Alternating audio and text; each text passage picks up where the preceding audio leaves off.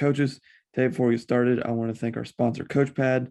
No matter if you draw scout cards by hand or use a program on your computer, CoachPad will give you back time by never stuffing a binder again before heading out to practice.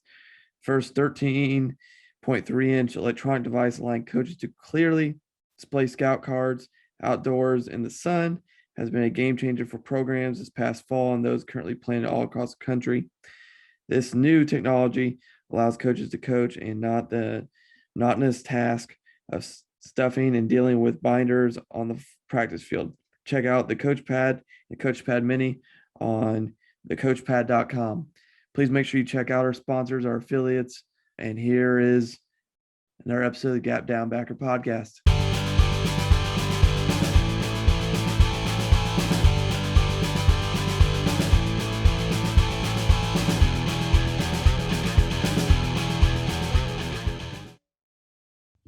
Welcome back to another episode of the Gap Down Backer podcast. Today we have a fantastic guest with us, Coach Marcus Patton. He's the defensive coordinator at Tarleton State. Coach, how are you doing? I'm doing good today. How are you? I'm doing good, Coach. Just got done with Lipton. Just got a staff meeting after this, so it's a busy day up here.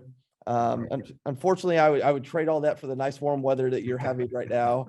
In your 70-degree plus in the great state of Texas down there. So, but for coaches who are not familiar with you or haven't had a chance to see some of your great defenses, how did you end up as a DC at Tarleton?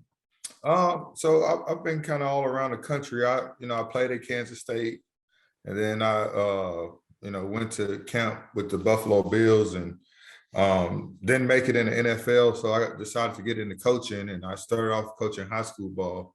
Went back home to St. Louis, Missouri, where I'm from, and coach high school ball.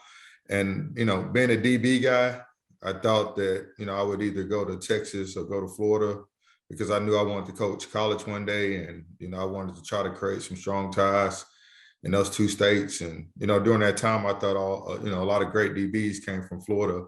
And I knew a lot of guys from Texas because I played at Kansas State in the Big 12 where we had a lot of Texas athletes. So I decided to move down to Florida, and I started making my way around high school football in Florida, and I got lucky and I got a job at Lakeland High School. During that time, we were the number one team in the country and, winning state championships and, set a Florida State record in consecutive wins. And, that worked out really nice for me. And my first opportunity in college, I got to South Florida, which was probably like 30 minutes away from Lakeland. So it was, the timing and location kind of helped me out with that. And some of my ties to Kansas State. At the time, Jim Levitt was the coach, but that was during the time that everything kind of transitioned with Jim Levitt being out, and then Skip Holtz came in, and I was fortunate that I still had some ties there. And that kind of got me started on my college journey. From there, I've kind of moved around all around the country. I had a little stop in Indiana State, and then I went out and GA'd at UCLA. From UCLA, I went to a little small school called Seton Hill out in right outside of Pittsburgh. And then I went to Colorado Mesa. And then from there, I went to Tarleton State, and I've been at Tarleton State the last 6 years. Got my first coordinator job because I was actually about to coach the D-line at Seton Hill, and I was trying to get a job at Fairmont State as a defensive coordinator. One of my good friends was trying to help me get the D coordinator job there, and I didn't end up getting a job. And I guess the guy that they hired, they went through spring ball. And the guy his family was from Ohio, and he went back to Ohio. After spring break, he decided not to come back. So Fairmont State is only about an hour away from Seton Hill. And I think the head coach, Jason Woodman, was kind of in a panic at the time. And I was only an hour away, and he called me and asked me, did I want the D coordinator job? And I was like, yes. So, becoming a D coordinator was, pure luck, location and timing. And after that, it's been just busting my butt hard to try to put together, good defenses to try to, prove myself as a coordinator. Now we'll get to your good defenses here in a minute, because I think what you've kind of done at the D1 and D2 level has been astounding. Like when I did my background research on you, that stuff is I mean, it's really exceptional of what you have been able to accomplish with the staffs you've been on, the kids. But before we get to that, I mean, you mentioned playing for Bill Snyder and kind of being around there. I've always just heard great things about Coach Snyder. What was that experience like? What did you kind of take away from that during your time at Kansas State? Playing at Kansas State was experience. Everything I've experienced since Kansas State it's hard to meet that standard that Bill Snyder set. I mean, you're talking about a place where you knew what to expect every day, and it's kind of interesting when you talk to former K-Staters that all played for Bill Snyder. We could talk whether we played in 2010 or 1991, and we could talk about like the schedule and the things that Coach Snyder did, and it's all the same thing. It's pretty amazing. But his thoughtfulness and how to put together a winning program, how to get the most out of people. I think those are some things that I think has helped me on my journey as a coach, because I think he was, and I still have a great relationship with him now. I call and lean on a lot of information from him even nowadays, because he's just so insightful on how to get the most out of situations. I think he brought in good talent at Kansas State, and he created a culture, and he got the most out of the program. We didn't have a bunch of 5- and 4-star guys. We had our fair share of elite players, but he was just able to get every ounce of talent out of everybody in the program, and that's not just the players, but the coaches too. It's just the standard that he held everybody to, and he wasn't a big yeller, but he was just very demanding. And it's something that people tell him this all the time. You appreciate your time there more once you leave than when you were there, because when you're there, it could be tough. It could be a grind a little bit, but after you leave, those principles that he instilled and all the people that's a part of the program, I think everybody can say that they appreciate it, because, it helps you become a elite competitor. Yeah. And I mean, like I said, I've always heard people say nothing but positive things about the program and kind of what he's done there. And I've always just been curious. I've never actually talked to somebody who's directly played for him, but you hear it through the grapevine. Next thing I want to talk about is kind of your success, and what you kind of hit on it earlier. And I have your graphic that actually you have on Twitter. And I think this is astounding as I kind of read this off here is you have 45 wins as a defensive coordinator. You've held opponents under 10 points 13 times, 21 points per game allowed average, which is, and nowadays in the high speed of college football is very impressive. You forced 137 total turnovers in your time, and then you're averaging 2.5 sacks a game for almost 160 of them. I mean, and I've watched some of your defense, and we'll hit on some of the other stuff as we kind of go, but what do you attribute to the success you've been able to have? I mean, obviously you have a great coaching staff that you've worked with, and great kids and student athletes who are very athletic and seem to be extremely coachable. But what else do you attribute based off what you're doing? Because you've seemed to be able to morph and evolve. And we'll talk about your transition to D1 here in a minute. But what do you kind of look at in terms of why you guys have been so successful on defense? I've tried to take a little bit from every coach that I've ever worked for. I think probably the two most profound things in my career, again, playing at Kansas State and getting to be around Coach Snyder and seeing how it's done to get the most out of every situation. And when I was at UCLA, it was this kind of a little interesting story. But me in the coaching profession, I guess came about during the time where offenses were kind of taking off with the spread offense. It started with the zone read, and it kind of evolved into the RPO and tempo. And I remember when I was a GA one day at UCLA, the DB coach at the time told me to, go to the offensive staff and get their playbook so we can practice their pass routes, because he wanted to work on the pass routes that they do in practice. And I was like, okay. And now keep in mind, we had stayed up probably, as a defensive staff, we stayed up probably like 10 nights in a row putting together our playbook. And our playbook was like thick. It was probably, 500 pages. And when I went to the offensive GA to get their playbook, he handed me 4 pieces of paper. and I looked at him and I said, dude, where's the rest of y'all playbook? And he's like, dude, that's it. And I was like, no, I was like, dude, this can't be our whole playbook. When we break y'all down, it feel like we break it down 1,000 plays. And then he told me that, he's like, yeah, we just, we tag a lot of our offense.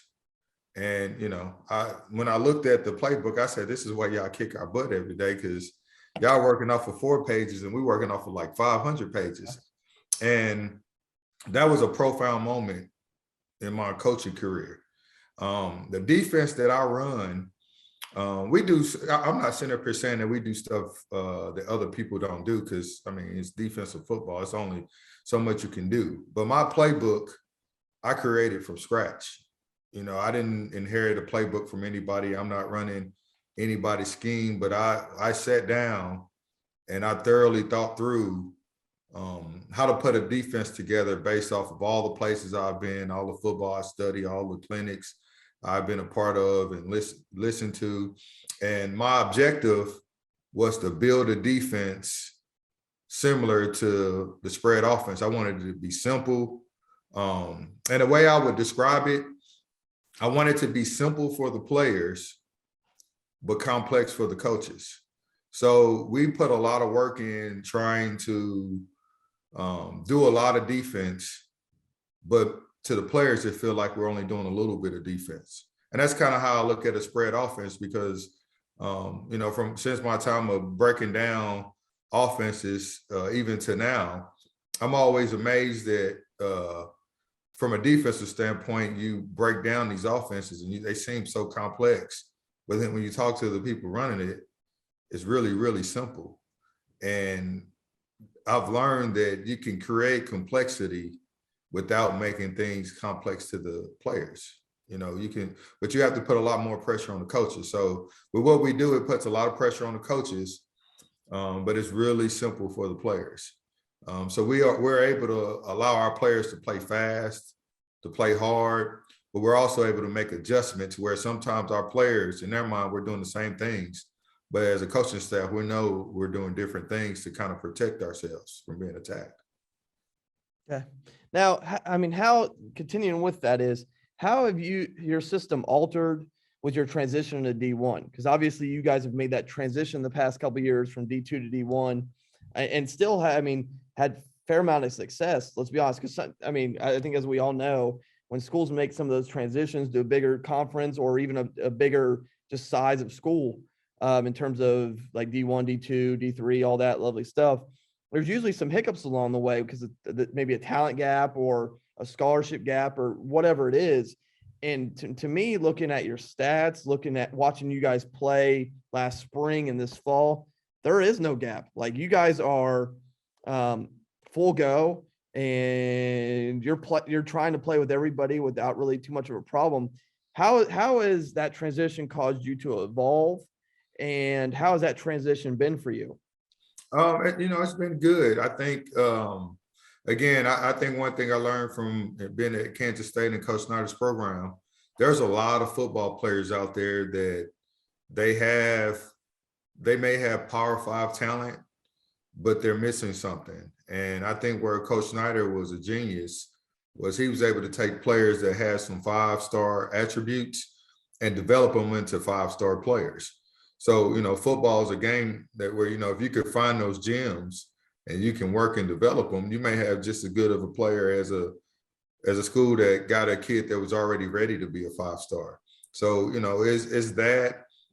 And then I think I've always been a guy that I've always been realistic about what I was walking into. I know, we always say football is football, which I agree, football is football. I've coached high school football in mediocre programs to elite high school programs to, lower level college football to higher level college football to NFL.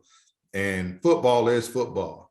But I think as you go from level to level or conference to conference, I think you have to be realistic about why certain things are better at certain places than other places. And I think when you acknowledge those things and you address those things, it gives you a chance to make the adjustment, because football is football. But you have to also look at the fact that, going from Division II to Division I, you have to learn about what the differences are between Division II and Division I. It's a reason players are Division I and players are Division II. Not to say that, Division I players are always better than Division II players, because I've had some really good players at Division II. But generally speaking, the football is going to be a little bit more consistent in Division I. So I think when you kind of study and understand the differences, you can kind of address those things early and have some preparation. And then also creating my own playbook, it allows me to make little changes and little nuances about the defense, because it's a defense that I created and I put it together, the language and the structure of it. It's a lot easier to change it than a defense that maybe somebody inherited to somebody and they got to call them to lean on it. I kind of know every little inch of this defense, and I'm the only one that puts the playbook together because I go through it. And every year I tell all young coordinators, I would suggest that every year you strip down your playbook and you redo it, because sometimes you learn things about yourself and about your scheme, the weaknesses, the strengths, and the type of players that you have, and it'll allow you to make little adjustments that'll give you a chance to be better. So it's kind of a system that I use to I guess self-scout to a certain degree, and self-analyze ourselves. Okay. Now you kind of mentioned earlier in a little bit as you, and kind of going back to UCLA days, of kind of scouting opponents, and it's seeming like they're doing a lot more than what they do a lot with a little. I'll phrase it that way. And we kind of talked a little bit about this when we've mentioned back and forth, is what is given that information and given the fact that you've kind of done this your own way without really copying anybody, what does your weekly game planning process look like, knowing that offenses have this toolbox where they're allowed to just tag everything, and you've kind of morphed your defense to try to be like that? What does your weekly game planning process for your defense as you're scouting somebody kind of look like? I try to take my time, with scouting. I suggest that, start off looking at a team without looking for anything, just like, a casual fan, when you watch football, we've all watched a football game, and, you might have an opinion on why a team won or why they lost. So that's kind of where I start. I want to look at the football organically and see if there's something I see, generally speaking, that speaks to why that offense is successful, why they aren't. Once I kind of get an idea of that, then I go in through my weekly things that I look at, D&D, field position, hash, and I start breaking down some of the tendencies. But one thing that I do believe in football, football is about players. You can have great schemes and you can lose sometimes, and then you can have bad schemes at times and you can win. So the thing that I've learned is football players make the difference. So I think sometimes coaches get too invested in trying to stop a scheme instead of stopping the thing that make the schemes work. Because, we watch football every week, and, you come up with these defenses that you feel like, oh, it's going to be hard for offense to beat it. And then you line up and they got great players and they get the ball to their great players, and they beat the scheme. Or you might have a defensive scheme that's got some holes in it, but you might have a great pass rusher or a lockdown corner, and it's hard to expose it. And, on the other side, they know the only reason they can't really expose it because it's a matchup issue. So I really try to look at football from an organic standpoint and and I understand that the answer to every game is not always out scheming somebody or being so schematic. Sometimes it's, it's just going out there and letting your guys play and understanding where a team can beat you and where you can beat a team, and try to play it, on the grounds of where you want to play the game at. So that to me, that's the most difficult thing, because I think when we break down teams, I think we get really vested into trying to attack a scheme. I think attacking a scheme is important, but in the big scheme of things is minor. And I've learned that there isn't a scheme that can't be beat. I mean, it just isn't. So every scheme can be attacked. You just got to have the right players and the right matchups. Now I kind of got something stuck in my head. I want to kind of go back real quick, because you talked about how you designed your playbook from scratch. Mm-hmm. Well, how did you, now obviously you mentioned there how you looked at kind of keeping it simple and kind of want to be all the tools like an offense. But when you made a playbook from scratch, I'm always curious about how some people approach this. Did you start front oriented first, or did you start back end first? What was kind of your process there? Was it more okay, we're on coverage, so then I can do this, or did you do fronts and I can build coverages off that? How did you approach that exceptionally? And it's funny you say that, because I think that, and I can only speak for myself, but it's kind of it's a mess, is the best way to describe it. You may start somewhere and you might start on the back end, and the next thing you know, you're talking about offensive personnel and how you identify it. I think you got to be able to, you got to do it in part like a puzzle and put together the pieces, but you got to be willing to move and come back to places. So I would say that for me, everything was about making it all make sense and putting it together. So sometimes I would start in the secondary because I'm a secondary guy, but man, I would move all around. And even like I'm going through my playbook right now, and sometimes it's frustrating because you get to parts where it's not as fun, because you're focusing on parts of it that you're like, this ain't. But every little part is important because it's about the players. But for me, I'm like, this part isn't as fun because, it's just not, maybe offenses don't do this that much, or, like you might be putting together a playbook and you focusing on like pro formations, 21 personnel where it's a tight end, 2 receivers, and 2 backs. Well, nobody hardly runs that anymore, but as a defense, you got to address that, because if you don't have a plan for it, the one time you face it, you're going to have issues. So I think you got to, take your time with it, be thorough with it, but be willing to move around, because it is hard. And the thing that was most exciting about putting together my own playbook is sometimes you learn why, some old school coaches that you were around earlier in your career, and there may be some things that they did that you didn't understand. Like, why do we do this? This is pointless. And when you're putting together a playbook, you just start learning things that you're just like, oh, this is why old school coaches think this way and think that way. So it's like you taking yourself through the originations of football. Yeah. So that, I'm a football geek, so that type of stuff is cool to me. But I would say, man, I started with the secondary, but I kind of move all around. I really do. Okay. Now, next thing, it kind of going from there, and we'll kind of keep it in the playbook, is run fits. And I'm always curious about how coaches approach run fits when they're putting together their playbook, and how they practice run fits. Because I mean, especially for high school, I mean, college is a little different with the variety of athletes and offensive schemes, but especially like here in Ohio, you look year after year, if you don't stop the run game, you're not winning many games. But Right. You look at our state champions, and it's typically, it doesn't matter if they're under center or in the gun, they have some form of ability to run the football. Mm-hmm. So how do you approach that aspect of run fits? Yeah, so run fits is a very interesting thing. So when I was coaching at Lakeland, I would spend a lot of time with our O-line coach, a guy named John Flath. He's coaching high school ball in Georgia now. And we found, just talking back and forth, the similarities between O-line play and secondary play.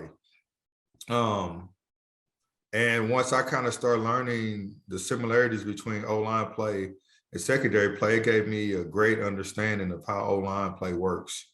And when I first started attacking the run, I was on the same thing that most people are on, overload the box, assign everybody a gap, and you get in your gap and you play sound defense. Well, I would get frustrated at times because when you start playing more competitive football, you'll come out of a game where you played gap sound football, your guys fitted their gaps, and you'll still come out the game giving up like 160 yards rushing. And I would be pulling my hair out at the time when I had hair. I'm just trying to figure out, like, we so sound against the run, but we're not great against the run. Mm-hmm. And I learned that you have to learn to attack the run in many different ways because the run game is very complex. And one of the first things that I do every game that I coach is I'm trying to figure out the coach I'm going against, do he understand the run game? Are they making good adjustments, or are they just running plays just to run it? Once I go against somebody that understands the run game, that's a totally different play calling session versus a guy that just running the ball to run it. So as far as how we practice and attack the run game, I think you got to have different answers to how you attack the run game. You got to have a plan for if you can handle the line of scrimmage and you can handle the running back. You got to have a plan for if you can't handle the line of scrimmage, but you can handle the running back. And then you got to have a plan for if you can't handle the line of scrimmage, but you can handle the running back.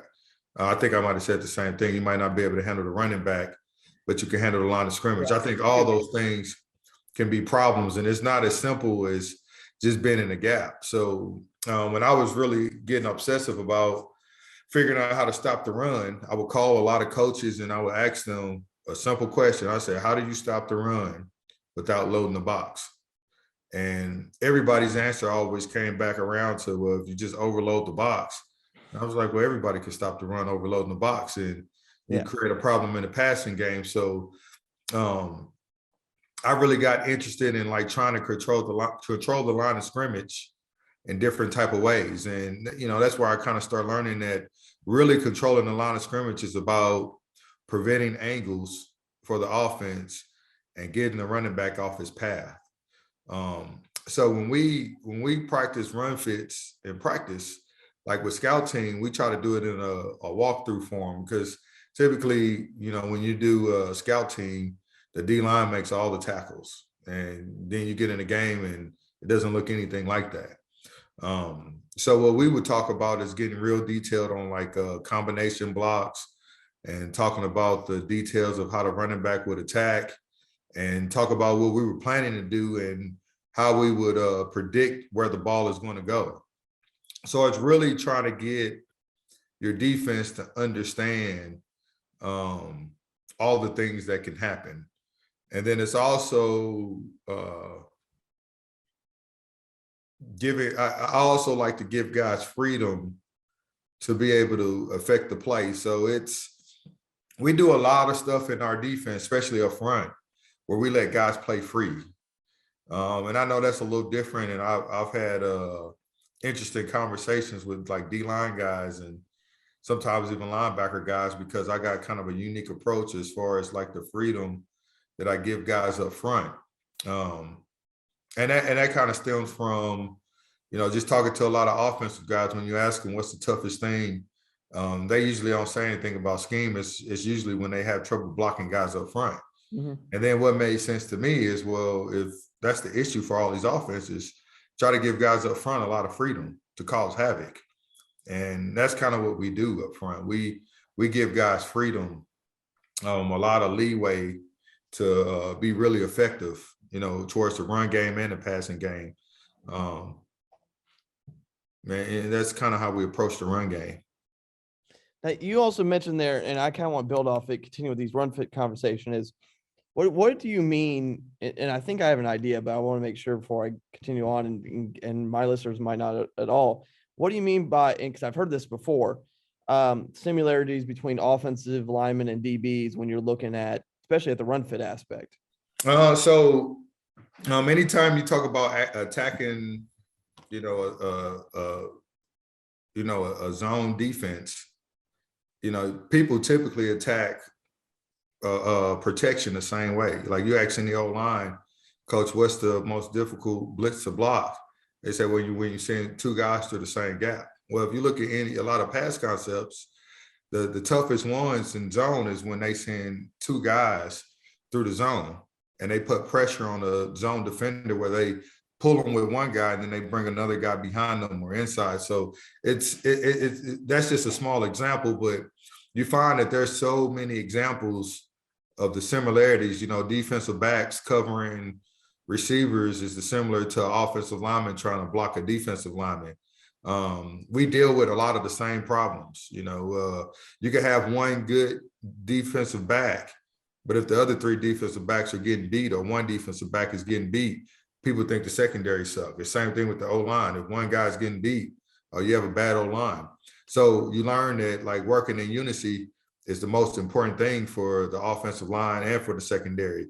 So a lot of the things that it takes to be good in the secondary is very similar to offensive line. Now, the biggest difference is in secondary, we play in more space. Offensive linemen play more in a phone booth, and we're much smaller guys. But that's probably to the extent of the difference. But we deal with a lot of the same issues. So I try to think about the things that give us problems in the secondary, and I try to think about how to attack offensive lines with that same approach. Okay. In theory, sending multiple guys through a gap, routes that, if a receiver's running a route that creates an angle that is hard for the DB to break on it, it's similar to an offensive lineman having to block somebody and protect the quarterback, but the defensive player has an angle to the quarterback. So you just start learning that there's so many similarities. So, those are the advantages and disadvantages on both sides of the ball. On defense, we get called for pass interference a lot in the secondary, but they never call the offensive guys for pass interference.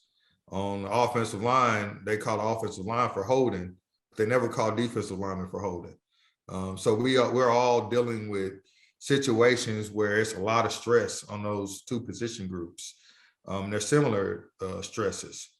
And it's hard for either side of the ball to operate if one of those sides are struggling. Yeah. And I kind of want to continue and build off that. Is you talked about how to attack people and how people attack you. And I'm always, and this is something I've literally probably asked every guest that I've had on this off season. And what do you have your press box guy look at? Because that's an area we heavily struggled in last year on offense and defense, I think. And everybody's different. Some people less is more. Some people they want a lot of stuff from their press box. What do you have? In college is a little different because you typically have multiple guys in the box and so forth, whether it be quality control, position coaches, all that lovely stuff. But when you're wanting information from up top, what are you looking for? Typically I'm looking for things like where the center is turning and protections. Run schemes are real important. Like any type of adjustments in their run schemes, I'm looking to see if if they, again, do they know what they're doing? Are they making the correct adjustments? Are we playing a cat and mouse game, or are they just doing what they do? But a lot of I think that I've always been on the field, and the one thing that you start to get when you watch a lot of football, when the play hits, you kind of know exactly what went wrong by how it hit, how quickly it hit, the path that maybe the running back took, or where the quarterback eyes went. So you kind of start knowing. And one thing that I do a lot, I go back, and this is kind of what I'm doing right now. I go back and I got like thorough notes on like the game plans and what I asked our guys up top to look at. And I try to compare that to what the team actually did in the game that we played them. And is it similar to the stuff that we game planned and broke down? Because now, if you come up with a game plan and you find out consistently that the teams do what you thought they were going to do, then I think sometimes in the game, you got to trust your game plan and not necessarily be so caught up on seeing everything, but just trust what you game plan. If that's not the case, then maybe your game planning is not as strong, or maybe they're a little bit unpredictable. But I try to get each coach looking at like one or two things and not overwhelming them. And I try to make sure that they're not caught just watching the game. So, everybody's assigned a different part. Most of it is focused on the offense. Maybe have younger coaches pay attention more to our guys to make sure they're doing what they're supposed to do. But yeah, we try to get, a lot of guys looking at a little stuff, because I am an information guy. That's fantastic, Coach. And that's a great way, I think, to self-evaluate is, okay, here's my game plan. Here's how they attacked us. Here's what we were looking at. Did all that kind of click? I think that's a great way to, especially self-scout, how you scout, really. Yes. That's different. That's a great perspective on there. The other thing I want to mention, in this one, we have two topics that I want to hit on is when I watch, like I said, I watched 2 or 3 games and kind of prep for this. And one of the things I noticed, besides our last topic, which we'll talk about because that's a whole other thing, but is your defense's ability to get to the football.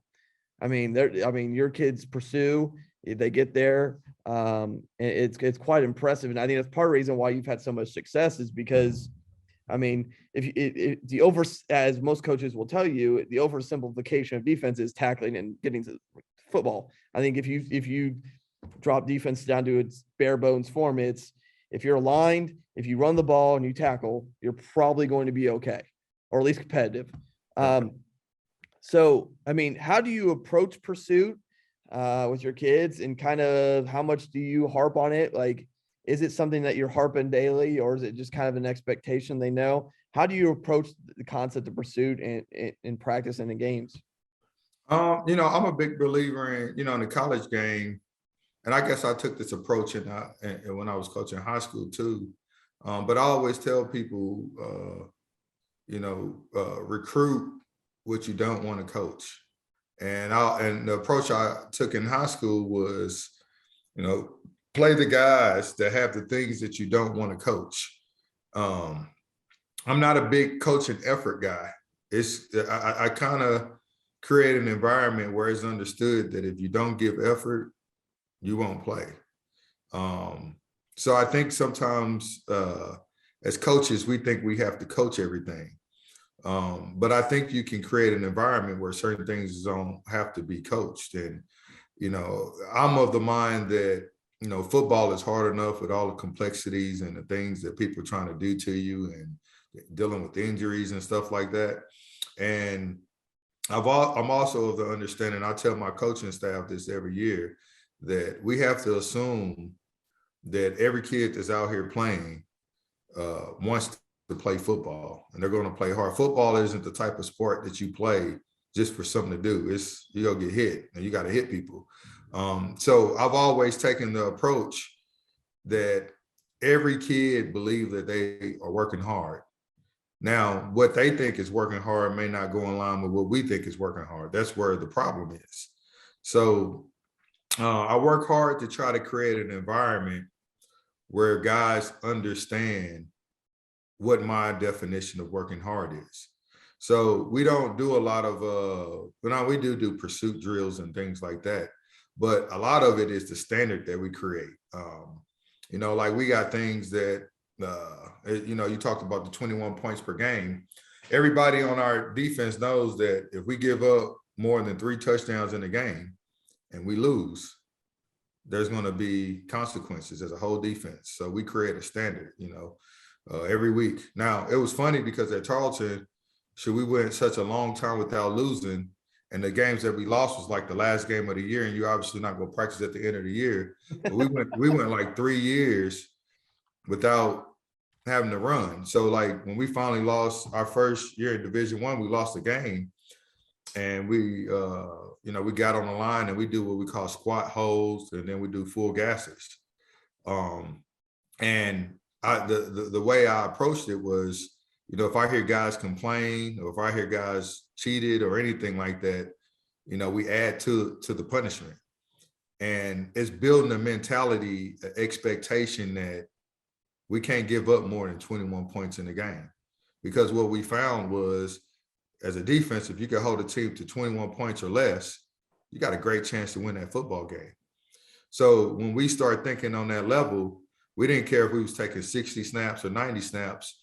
We built a mentality. And I think when you play kids that want to give effort, and then once they know how to give the effort that you want, I think those things take on a life of its own. You don't have to necessarily attack it with trying to do pursuit drills all day, but it's really trying to build the right mentality. I just always believe that if a kid comes out and plays football, especially at the high school level or the college level, they want to play football. They just may not know what it means to work hard. So I'm not going to have them doing all these pursuit drills to, get them all tired and, and them still not understand what it means to work hard. But it's really trying to train the mentality that, we can't give up 21 points in the game. Yeah. If the ball is if it starts on the 5-yard line, we got to go out there and play football. Getting them out of making excuses and, for why this happened and why that happened, but just go out there and play football. And that's kind of the mentality that we have. Like in practice, we might give up 3 touchdowns and they all started on the goal line. We still go have the same punishment because in our mind, they're not getting in that end zone. And that's just kind of how we approach it. And I think that's helped our guys play hard because once they started, I think it was the year one. I've had good defenses before Tarleton, but speaking on Tarleton, our last 3 games of the first year, or it's the last 5 games of the first year, they were the worst defense in the country the year before. And the last 5 games, we played 3 of the top teams in the conference. And all 5 of those games, we shut out all those teams in the first half. And everybody was like dumbfounded that we played that well. And it was everything just started coming together where guys had an expectation. They played hard. They didn't give up. And they realized that if we can do that for a half, we could do it for a game. We just had to push ourselves a little bit harder. And that's where everything kind of started taking off at Tarleton because guys started to believe that they were that good. So that's kind of how we approach things. We go in with a mentality that there is no reason, not to play good defense. Like I don't buy into all the stuff that, defenses aren't as good because they got to take more snaps. I look at it as you put a football down and it's first down, and then there's second down, and then there's third down, and then they punting. All right, if you do what you're supposed to do.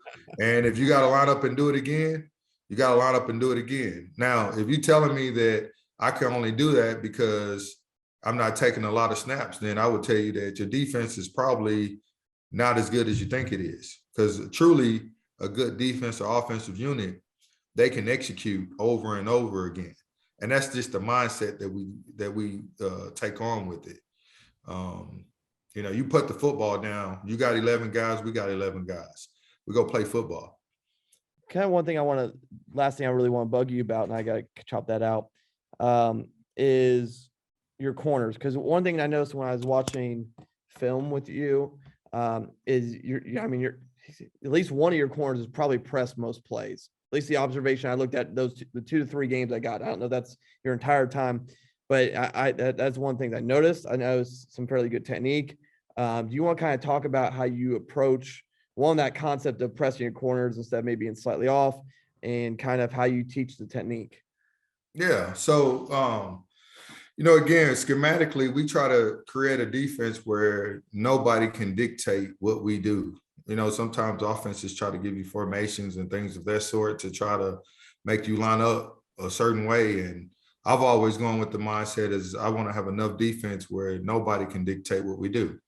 And you take that same mindset to the secondary position. There's not a set that you can get into that we won't press. We press everything. or we have the ability to press everything. And we practice press man every day, you know, and we practice off man just as much. But as far as press man, you know, one of the first things that I teach guys that, you know, if you want to be if you think you're a lockdown corner and you want to take away everything, then you got to be willing to go up in somebody's face and press them, because you eliminate the route tree. And when we're playing press, we try to work really hard to challenge people. We teach a lot of different techniques. You know, I'm not a guy that I think there's one technique that, you know, that's superior, but I think that everybody with the different body types and skill sets, they excel at different techniques. So what I've tried to do is, when I was a young coach, I would learn about all these different techniques that people was teaching all over the country. And I would try to learn more about them, because I told myself I never wanted a kid to not play because he couldn't play technique the way I wanted it to be played. I wanted him to be able to play technique that was most suitable to him. And believe it or not, you know, different DBs excel at different forms of press.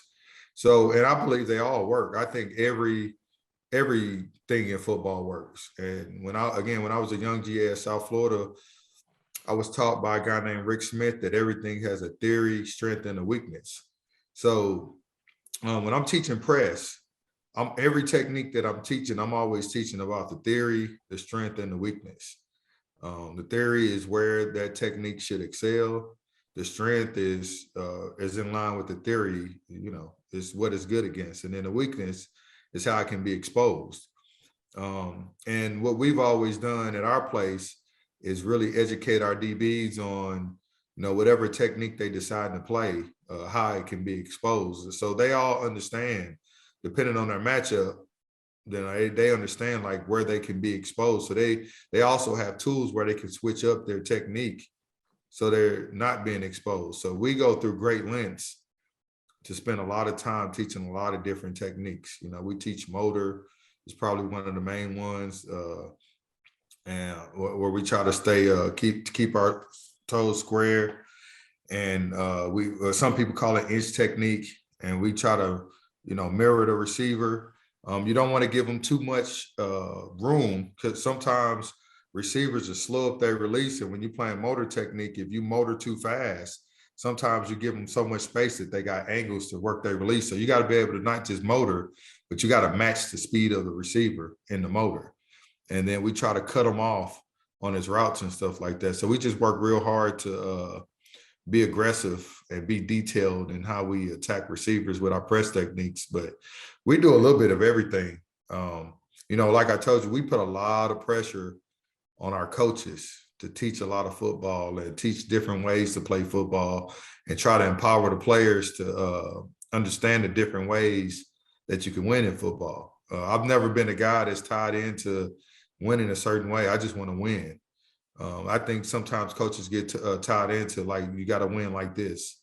I'm not of that belief. You know, I'm probably kind of a unique thinker when it comes to things like that. I try to empower the players. You know, but the technique of it, you know, like I said, if we're talking about motor technique, we really work hard to try to stay in front of the receiver and work on all the different forms of releases that you get. Sometimes offenses make it easy, because you might look at an offense and all the receivers do one release. If all you do, if the receiver coach is teaching the same release to all his receivers, that's typically easy work for us. Where it's a little bit tougher is when the receivers are unique. So a lot of teams don't work on press as much as we work on press. We work on press every day for about 20 minutes. So if you wait till the week you play us to work on press, then you probably gonna have a tough time. You know, I could go into a little bit more detail if you want me to about press. That was just kind of a general basis of how we do it. Well, before we get into a little more technique, I have a question on that, because you mentioned 20 minutes every day.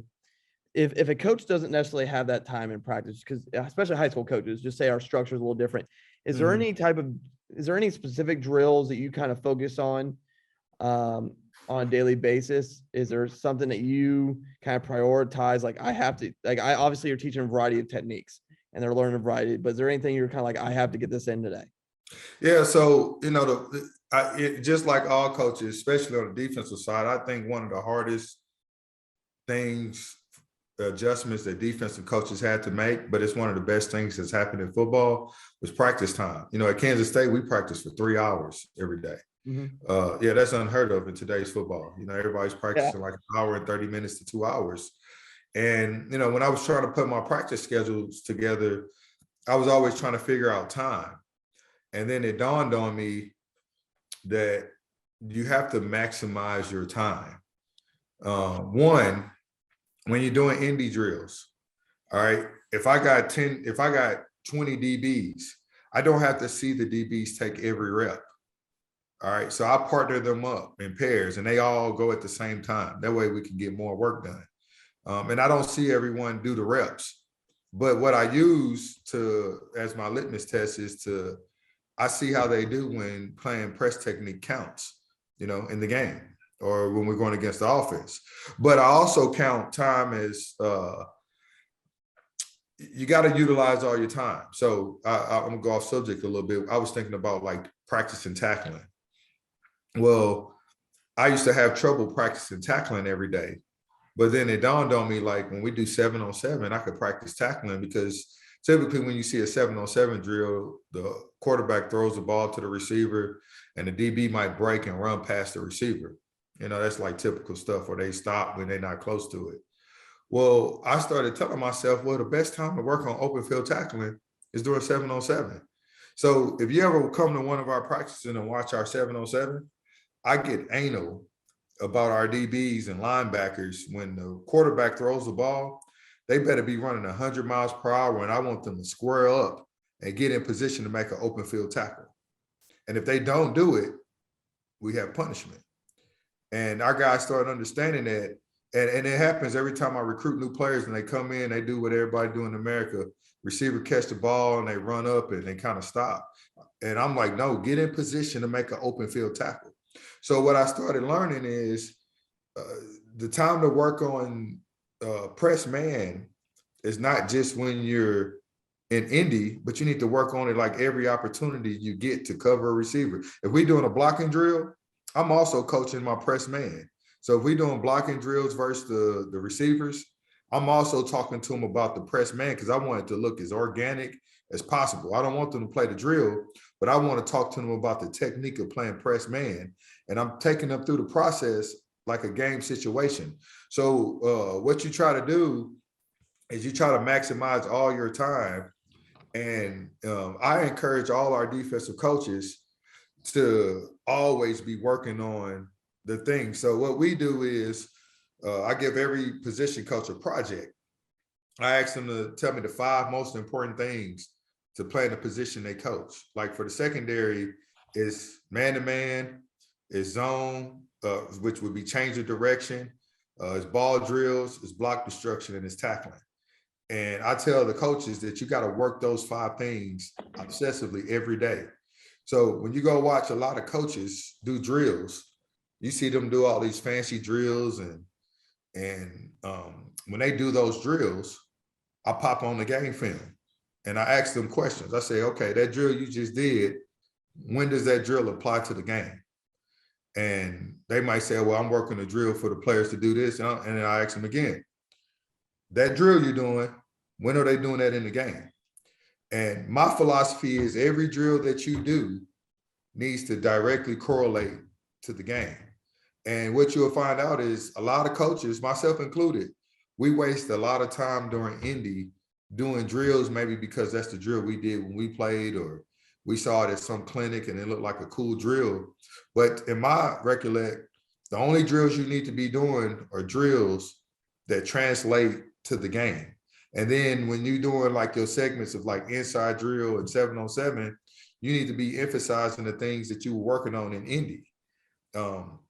So you really, the key is being really calculated with what you're doing with your players. Now in the off season, you can do all these cute drills and to develop players and stuff like that. I tell my players to go get, I call them guru coaches. Go get you a guru coach, and he can work on all these pretty DB drills. But the drills we're doing, they're going to be exactly correlated to the game.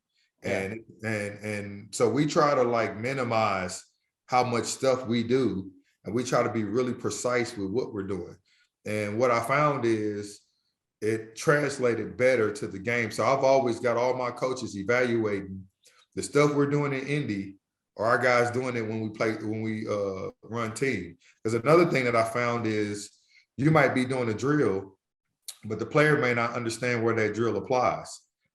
And you think they understand it because it's a simple drill, but they don't get it. So I make all my coaches evaluate every drill that they do, and they have to show me clips of where that drill is being applied in a game-like situation. And that's how we become more efficient with our drills, because I can't tell you how many drills get cut out, because sometimes it may be a good drill, but if the players aren't applying it to a game situation, I tell the coach, like, this is a good drill, but the players don't get it. If the players don't get it, it's not a good drill for them. So you need to create a drill that when you're trying to emphasize something, they doing it when we playing football. So that's where we do a lot of self-evaluation. So we try to be efficient with our time as possible. And what I found is, we have plenty of time to work on press man, because it's not just working on it in Indy. It's working on it on every opportunity we get to do things from press man. I mean, and I want to swing back before we wrap up. I want to swing back to one thing, because you mentioned, a lot there, and I think that this past 10 minutes is like a gold mine for practice. I love this, and you mentioned motor technique, and I'm curious in because I don't think we need to get as much into the corner techniques, since you teach such a wide variety. We could be here for an hour and a half just on talking technique, and it's great. And trust me, I would love that. Like I said, I love coaches that are passionate about technique and how to teach it. I think that's when coaches shine, when they're talking about that. What is your progression like, since you teach a wide variety of gambit to your kids, and give them all these resources to be successful, which is a fantastic thing as a coach to do. And this isn't really not to knock coaches, but there's some coaches, let's be honest, they're stuck in ways. You're going to teach it this way. It's how you're going to learn how to do it, and that's it. Where is your progression for? Okay, are you starting with motor technique for this day and then going to this? Are you doing a variety? And how do you progress your technique? Because I'm always curious, because does one necessarily build off the other? How do you approach that for your press technique? So again, I started off talking about when we do our press technique, for instance, we work, if we got 20 DBs, they'll be in groups of 2. So it'd be 10 groups, and they work on the line. When we first start, I tell every veteran that you need to pair up with a new guy. And the veterans, I let them work on whatever they want to work on, like they techniques, because they know all the techniques. But then with the young guys, I bring them all together for like 20 seconds, and then I teach the technique. And I tell all the new guys, I want you to work this technique. And then I want the veterans to help coach you. And I'm gonna walk around and I'm gonna be coaching you, and then my GA will be walking around and he'll be coaching you. And that's kind of how we operate. And then I kind of take time during different times where I might go to a new guy and I might get more detailed with him. If I see the whole group doing something wrong, I'll pull them back together and I'll try to get more detail in how I explain it. So I kind of look at it like I'm trying to build the player, and I'm not trying to get it all accomplished in one day, but I'm just trying to build it little by little. And I'm doing 2 things. When you empower a player to teach something that he knows, he starts to learn it better. It's just like, I learned that when I became a teacher. Like, it might be a subject you weren't very good at as a student, but then you became a teacher teaching that subject. You got better at it because you was dealing with the material all the time. And so one, I try to empower my DBs, the veteran DBs, to teach the younger DBs. And I don't have to be there seeing every rep. So as I get kind of more, we progress and I teach multiple techniques. I teach a new technique like every other day. And then once I get all the techniques taught, I always tell the DBs, we call it work on your craft. So you partner up with your partner and then y'all coaching each other up. And I walk around, and then this is a little bit of honesty by me. If I know it's a player that's got a little bit more talent than the next, I'm gonna spend a little bit more time with him. Yeah. If I see a young guy with potential, I go and I spend more time, or I might tell my GA, take this guy and really talk more in depth with him. And we're just trying to build every individual up individually. I just don't believe in coaching everybody the same, because they don't come to you the same and they don't have the same skill set. So I coach them on their level. And I think that when you approach it that way, it's a little bit easier to identify what's holding a player back sometimes and have breakthroughs, because sometimes players don't have breakthroughs because if you teach everything one way, there's going to be some people that gravitate to your teachings, and then there may be some other kids that's got talent, but they just may not gravitate to your style. But when you take a more individual approach, you start to learn like what the kid is struggling with and what you need to incorporate for him to be better. So again, it requires a little bit more work. It requires a little bit more accountability for the player. But in today's football, let's be honest, kids are way more prepared, even at the high school level, than they were back like when I played. When I played, all you knew was what you learned when you went to practice. But kids are playing 7-on-7. They got guru coaches that they're working with. So when they come in, they have some type of basis of how they play. So now you're either trying to fix what the inefficiencies of what they're doing, or you're trying to help them gravitate to a game that's more suitable to the way that they will be more productive. So the progression of it is really individualized. I've had years where I didn't get as much taught because, maybe it was a younger group and like one or two guys held it back. But what I found is it's better to get really good at a little than being okay at a lot. Yeah. So, and then again, I'm the coordinator, so I can kind of dictate how much defense that we run. So that's always been kind of empowering for me too. So if I know that we, like my first year at Tarleton, we didn't play a lot of man-to-man because one, those guys weren't great man-to-man guys. And then two, teaching it from where they were, it was taking a lot of time. So we kind of slowly progressed into it. And then by year two, we kind of took off with it. So I think you got to also be mindful of what your guys are capable of. But yeah, the progression of it it's really individualized. Kids come in early to practice, some stay late, and you might spend extra time with those guys. At the college level, we have GAs. I think empowering your players to, everywhere I've ever been, you got some players that's a little bit sharper than others where they get it and they can maybe be coaches. That's usually the best when you get guys that are like coach type kids that maybe go be coaches one day. You lean on those guys to like teach the other guys. So that's how we've always progressed the teaching of DB play. I really rely on other guys, because another thing too with secondary play, I know when I played, you might get taught by your position coach, and then one of the older players has been playing, he might tell you like, yeah, when you get in the game, you might have to do this or do that, or because, there's nothing like that experience in the game. Sometimes there's going to be some organic things that a veteran may teach you that's a little different than the coach's perspective. So I try to always empower my players to give each other that information. Because as coaches, we don't have all the answers, and, we former players most of the time, but when you get far removed from the game, you forget what it's like sometimes. And then the other thing too is the game changes. I was talking to a coach the other day. I was complaining about like safeties, safeties being smart. And I thought about it. I was like, well, when I played, we didn't see nowhere near the amount of formations or the tempo that kids see nowadays. And we took nowhere near the amount of snaps. So it's a lot more stress on like your positions that's got to get everybody lined up. One, they got to do it faster. And two, it's a lot more information that they got to process. So when I thought about that, I'm like, it's a different game than what I played.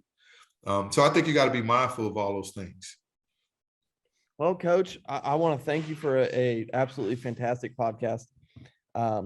Coaches, his Twitter will be in the bio. Please give him a follow. Reach out to him.